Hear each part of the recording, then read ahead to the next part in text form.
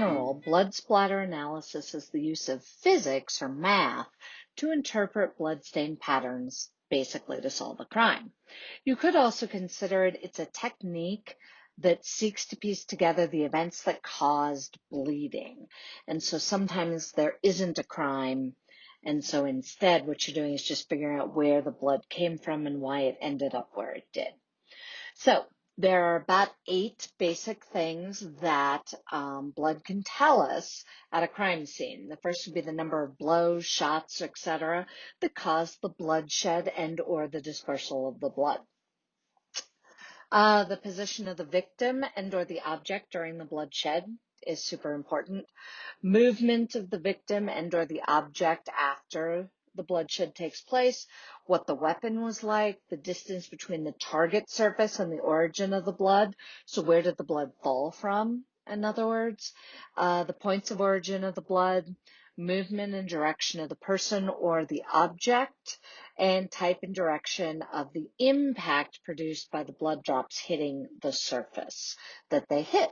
So we're going to go over each of those pretty quickly because your notes, you should be using your packet, your little, booklet that you have to go ahead and write your notes in. So blood stain patterns are considered circumstantial evidence. This means that they prove a fact or a set of facts that could infer another fact. So they can't prove, bloodstain evidence can't prove somebody's guilty, but they could prove that the victim was lying in bed asleep when whatever happened, and things like that. So they're circumstantial evidence. They're not going to give you identity, and they're not going to give you direct, this person did it, evidence. They are going to be circumstantial.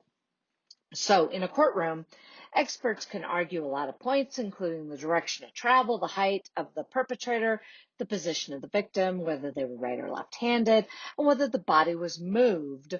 All of these can be argued using blood pattern analysis. So blood pattern analysis was actually brought to courts by Paul Kirk, who died in 1970. He was a professor of criminalistics and biochemistry at the University of California in Berkeley. He actively assisted law enforcement organizations from 1935 to 1967, and he wrote a book called Crime Scene Investigation, where he started the idea of looking at blood pattern analysis and adding that to criminal investigations. He analyzed the bloodstain pattern photos from the Sam Shepard case and was instrumental in Shepard's release after his second trial. So if you want to look up some interesting history about forensics, you should definitely look up the Dr. Sam Shepard case, where he claimed that someone had broken into his house and killed his wife. And it took the bloodstain analysis of Dr. Kirk to actually bring doubt to his original conviction of the crime, because they originally convicted him, and then they could prove that it wasn't him using the bloodstain analysis. So some basic terminology: angle of impact is the angle at which the blood strikes the target surface. Bloodstain transfer is when the body or a bloody object comes into contact with the surface. It leaves a pattern on the surface, and you should be able to recognize that pattern. So there's a picture of the shoe stain here, and that shoe print would be an example of bloodstain transfer. There's also something called back splatter, which is basically blood blowing back in the direction of where the energy came from. And so you have to be aware that sometimes it would look different. It would look like there'd be all this blood back here, when in reality the shot was fired from here, kind of thing. And so there was blood moving backwards. There's also something called cast off, which is blood thrown off by a motion of an object or an object that's in motion. Point of origin, area convergence. This is a 3-dimensional view where you use lines of convergence, much like this over here, to show where the blood splatter originated from, where the origin was. Satellite drops of blood are secondary drops that are formed from some blood breaks free of the main contact drop.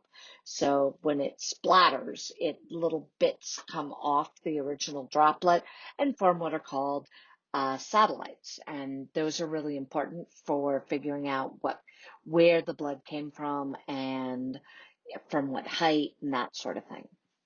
There's also things called swipes and wipes. When wet blood is transferred to a surface that did not originally have blood on it, that's a swipe. And a wipe is when something that does not have anything to do with the blood moves through the wet stain pattern, altering the appearance of the original stain. So as you can see, this handprint here would be a swipe because the wall originally didn't have blood on it. And so the bloody hand swiped across the wall, whereas this is more of a wipe because obviously the blood drop had already settled and then something came along and wiped through it, moving the blood off in a direction, which is also what you're seeing here. Okay, so then there's directionality, which relates to the direction of a drop of blood and how it travels in space from its point of origin. Terminal velocity is the greatest speed to which a free-falling drop can accelerate in the air. This depends on the gravity and the height. So gravity on Earth is always the same, but the height it falls from would affect the terminal velocity, so how fast the blood drop actually gets going. High velocity splatter is basically 25 feet per second. Usually it's around 100 feet per second, and it should look like a fine mist. So think gunshot. Medium velocity is between 5 and 25 feet per second. This would give you much more defined droplets, so not like a fine mist. Think a baseball bat hitting something. Low speed or low velocity would be 5 feet per second or less. Think a dripping nose or blood coming off of a hand or something. So it is important to note that when we talk velocity, we are not actually measuring speed. We're measuring the amount of force applied to the blood. So as you can see, these three, the one that looks most like a mist pattern would be, this one over here. This one looks the most like a mist pattern, so that's high velocity blood splatter. This one is mid velocity or medium velocity blood splatter because you can see some shapes to it, but they have tails on them. They're obviously in the process of moving when they settled. And then this would be low velocity splatter, meaning it dripped. The blood had dripped from something or someone. So, what are some of the factors affecting the shape of a blood droplet? Well, we have a few factors. Basic rules for governing falling blood is that a free-falling drop will form a sphere or a completely round ball. And when it remains spherical in space, then it collides with the surface, which will change its shape. So the drop only breaks when it either hits another object or another force acts on it. So as you can see down here, you can see the drop splattering. It's hitting a surface, which is causing it to no longer be a sphere. And this picture here, you can actually see perfect spheres being dropped. And so they form perfect spheres until they are either acted upon by an object or a force. So texture that they land on can matter. So on clean glass or plastic, the drop will form a smooth outside edge, much like this first guy over here. So as he comes down, every time I move my mouse, that comes back. Hold on. So as it comes down, you'll see it forms a crisper edge. It looks more like a regular edge, and there's no blending on the edges. Whereas if it's a rough surface, then you get spines that come off of it, and it's a much harder read on what's going on because it's a rough surface. When the droplet strikes something that's both hard as well as smooth. It breaks on impact, and this creates smaller droplets, or those satellites that we talked about, and they should continue in the same direction as the original droplet. So the satellites, if they hit at an angle, will go in the original direction that the original droplet was going in. So this is an example of what blood droplets on a rough surface would look like. And you can see that it's much harder to see which direction those satellites are going because they're distorted by the hard surface, or I'm sorry, by the rough surface. So like carpet would definitely be a good example of this. Now, height is super important. Height affects the shape and the size of the blood droplets. The shape will always remain the same as long as the angle is the same. So at different angles, the blood droplets will all be the same from that angle. The size, or the diameter around, the distance around the drops, will increase as it gets higher. So the diameter of the droplets themselves will become larger if they're dropping from a point farther up than a point farther down. So the number of satellites will also increase as you get higher. And if you think about it, that makes sense.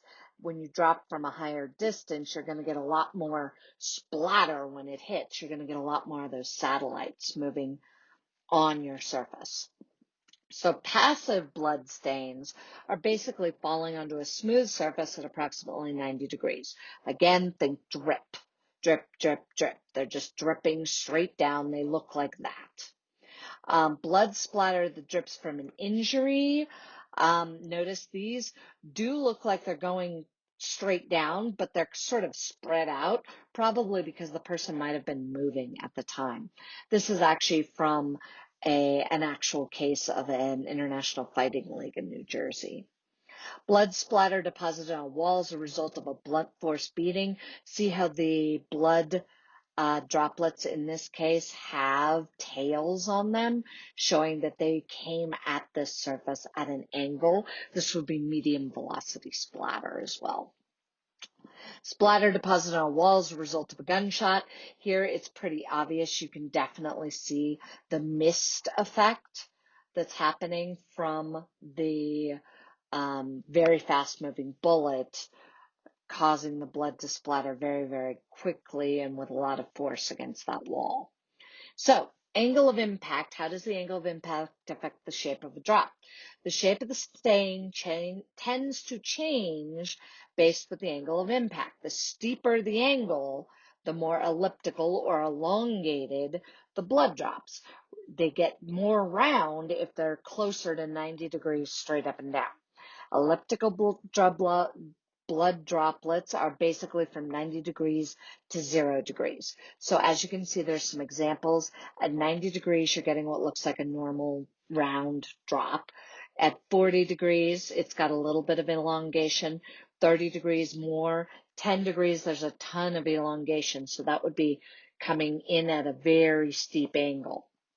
And that's why those look different, is because they might even be the same volume of blood, but if they're hitting at different angles, they will look different. The more acute or less than 90 degrees the angle of impact is, the longer the stain gets. And so here are examples with actual blood drops, and this is very similar to the one we just looked at.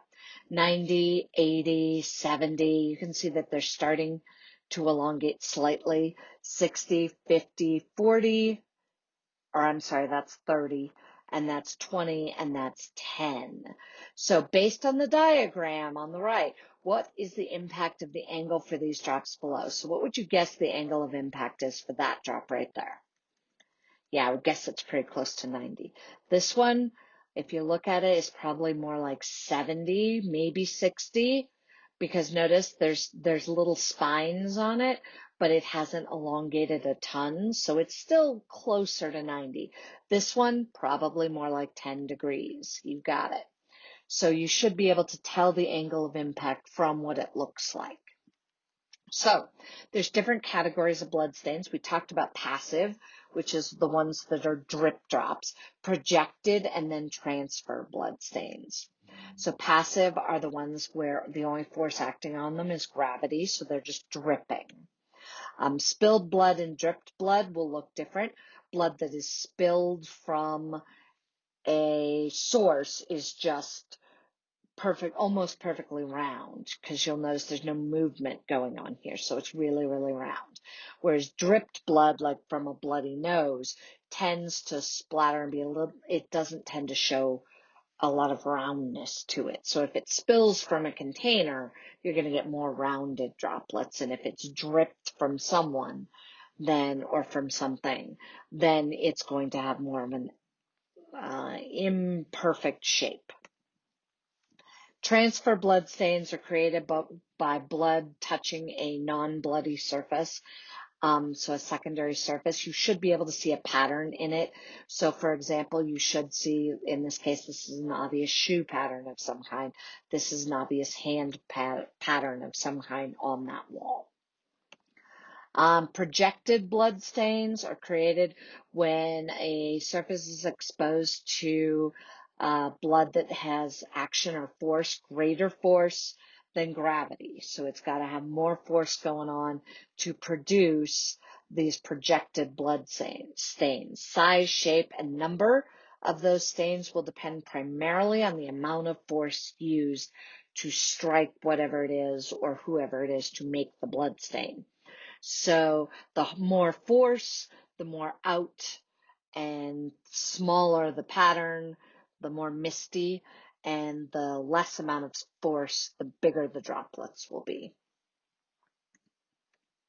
So using blood splatter, we can determine things like number of blows, shots, etc., causing them. We can also tell the position of the victim, the movement of the victim, what the weapon looked like, the distance between the target surface and the origin of the blood stain, the points of origin of the blood, movement and direction of the person or object, and the type and direction of the impact produced by the bloodshed. So this is just going back to that first slide. We're reviewing really quickly. These are the 8 things that bloodstain analysis can really tell you. There's lots of recognizable different patterns, high, medium, and low velocity. The higher the velocity, the smaller the particulates. Texture of the surface, if it's a smooth texture, you get more rounded. If it's a rough texture, you get more of a jagged edge on your blood droplets. The shape only changes with the angle. The diameter changes with height, and the number of satellites will increase as the blood droplets drop from a higher distance. Steeper the impact, the more elliptical the blood drop. Passive blood stains are created from drips or spills. Transfer blood stains, so when you have blood on a surface and you touch it to a second surface, you should be able to see a pattern in it. If it's actually a transfer blood stain, it's probably got a pattern in it. And then projected blood stains are when you are projecting blood due to a force onto a non-bloody surface like a wall or a floor. So there you go. Hopefully that helps you get the basics of blood stain analysis so we can move on to analyzing blood stains.